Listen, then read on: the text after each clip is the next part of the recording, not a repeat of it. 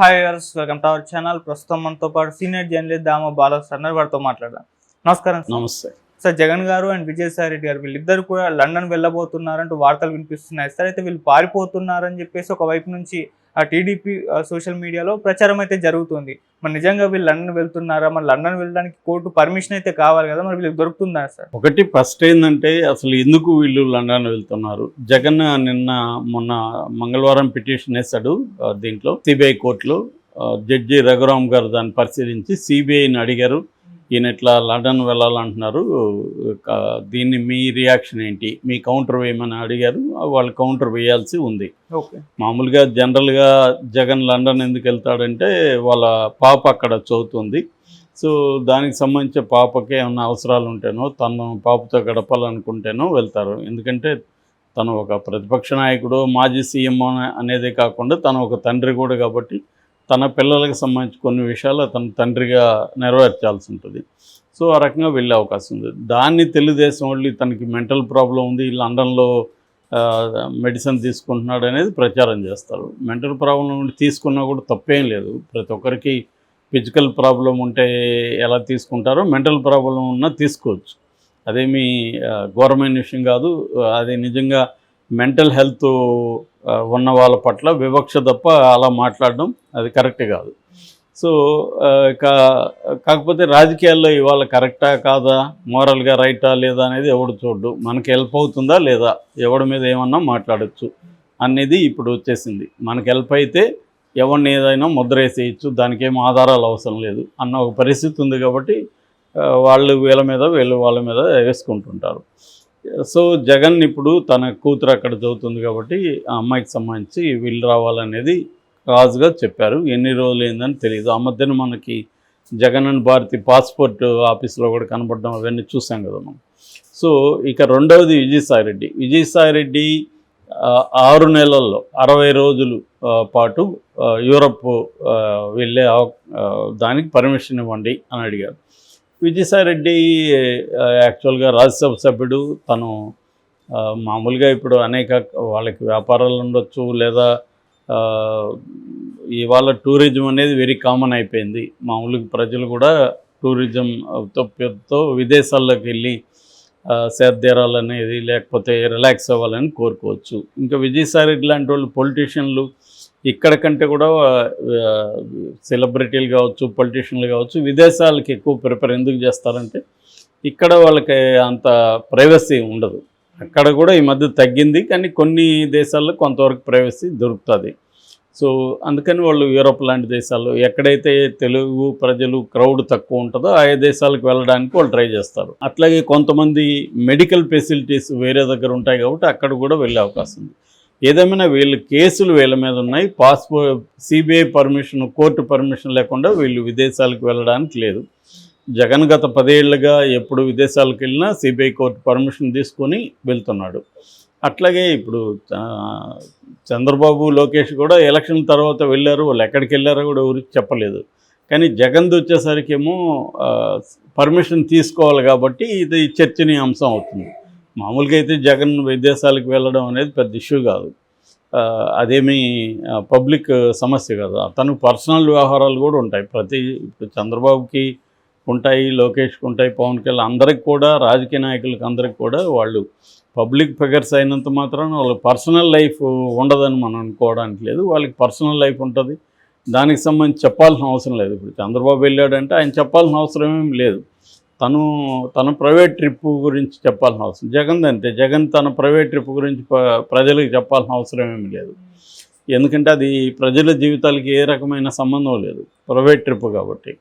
So కానీ ఇక్కడ ఏం జరుగుతుంది, ఇతను అక్రమాస్తుల కేసులో ముద్దాయి కాబట్టి ఆ కేసు ఇంకా ఫైనల్ కాలేదు కాబట్టి దీన్ని చర్చిస్తున్నారు. అయితే ఇప్పుడు ఆంధ్రప్రదేశ్లో రాజకీయాలు ఏంటంటే పక్కింటికి వెళ్ళినా ఎందుకు వెళ్ళాడు ఏంటి అనేది ప్రతిదీ దాని చుట్టూ ఏమన్నా కథలచ్చా అనేది ప్రతిపక్షాలు రాజకీయాల్లో ఉంటాయి. అలాగా గతంలో చంద్రబాబు వెళ్ళినప్పుడు దాని చుట్టూ సాక్షి కావచ్చు, వైసీపీ కావచ్చు ఒక కథ అల్లాయి. ఆయన ఇటలీలో ఉన్నాడు, సింగపూర్కి వెళ్ళాడు, తన ఆస్తుల్ని ఇది చేసుకోవడానికి వెళ్ళాడు, ఆయనకు ఆస్తులు ఉన్నాయి, సింగపూర్లో హోటల్స్ ఉన్నాయి, ఇలా అందుకనే సింగపూర్ కన్సల్టెన్సీని ఎప్పుడు పిలుస్తుంటాడు. ఇవన్నీ ఒక కథ ఉంటుంది. అట్లాగే జగన్ వెళ్ళినా కూడా లండన్కి ఇంకొక కథనం కూడా గతంలో కూడా చేశారు. ఎందుకంటే విర్జిన్ ఐలాండ్స్లో జగన్కి అక్కడ తను డబ్బు దాచుకున్నాడు, ఆ డబ్బులు కోసమే జగన్ వెళ్ళాడు అనేది కూడా గతంలో వచ్చింది. ఖచ్చితంగా రాజకీయ నాయకులు అవినీతి లేదా అవినీతి ఉంటుంది. అయితే వాళ్ళు ఎక్కడ డబ్బులు దాచుకుంటారు, తర్వాత హవాలా ద్వారా ఎలా మేనేజ్ చేసుకుంటారు, ఇవన్నీ ఖచ్చితంగా అందరూ చేస్తారు. కాబట్టి వీళ్ళు ఒకరి మీద ఒకరు చేసుకుంటున్నారంటే అర్థం వీళ్ళు చేస్తారు, వాళ్ళు చేస్తారు. చేయకపోతే ఎలక్షన్లలో ఇంతంత డబ్బులు ఎక్కడి నుంచి ఇదైంది? ఒక్కొక్కరు 2,000 కోట్లు 3,000 కోట్లు ఎలా ఒక్కొక్క పార్టీ పెట్టగలుగుతుంది? ఎందుకంటే మామూలుగా ఏడిఆర్ అనే ఒక సంస్థ గతంలో ఎన్నికల్లో 60,000 నుంచి 80,000 కోట్లు ఈ నేషనల్ లోక్సభ ఎన్నికల్లో ఖర్చు అయిందని చెప్తున్నారు. మరి అంత డబ్బులు వీళ్ళు ఎక్కడ ఎలా మేనేజ్ చేస్తారు? సో ఈ డబ్బులు మేనేజ్ చేయడానికి ఇంటర్నేషనల్గా కొన్ని సిస్టమ్స్ ఎవాల్వ్ అయినాయి. విదేశాల్లో కొన్ని చోట్ల ఇంతకుముందు స్విస్ బ్యాంక్ అనేవాళ్ళు, ఇప్పుడు అలాగా చాలా చోట్ల కూడా బ్యాంక్ ఫెసిలిటీస్ ఉన్నాయి. వీళ్ళు దాచుకోవచ్చు.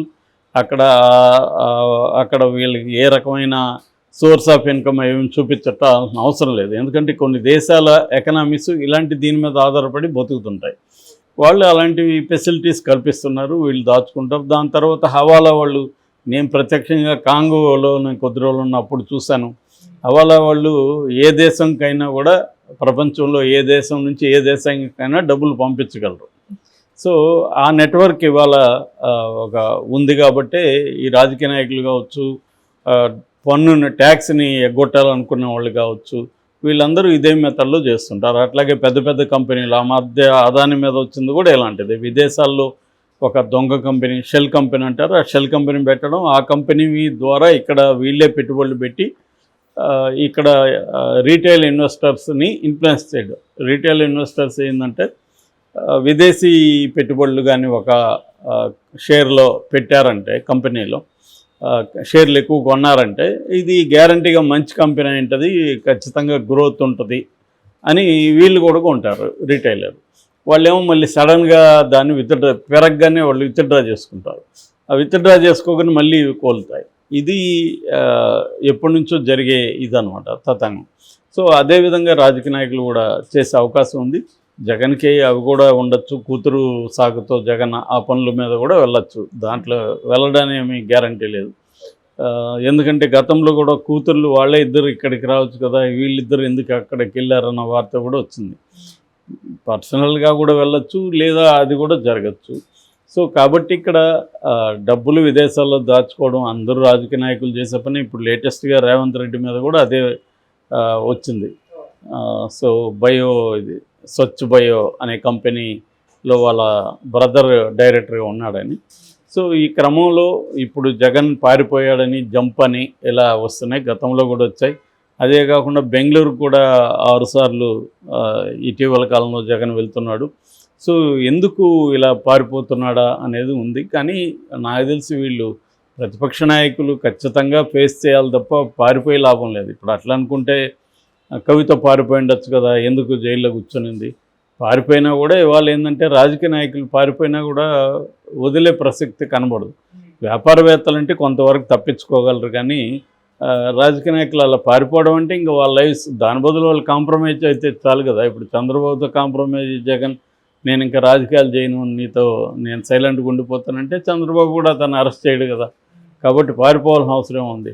కాబట్టి ఏంటంటే వీళ్ళు జగన్ అయినా చంద్రబాబు అయినా వీళ్ళు కేసులు ఎదుర్కొంటారు, జైలుకి వెళ్ళడానికి రెడీ అవుతారు. ఇవన్నీ ప్రిపేర్ అయ్యే వాళ్ళు రాజకీయ రంగంలో ఉంటారు తప్ప దానికి భయపడే వాళ్ళు అయితే రాజకీయాలు వదిలేస్తారు.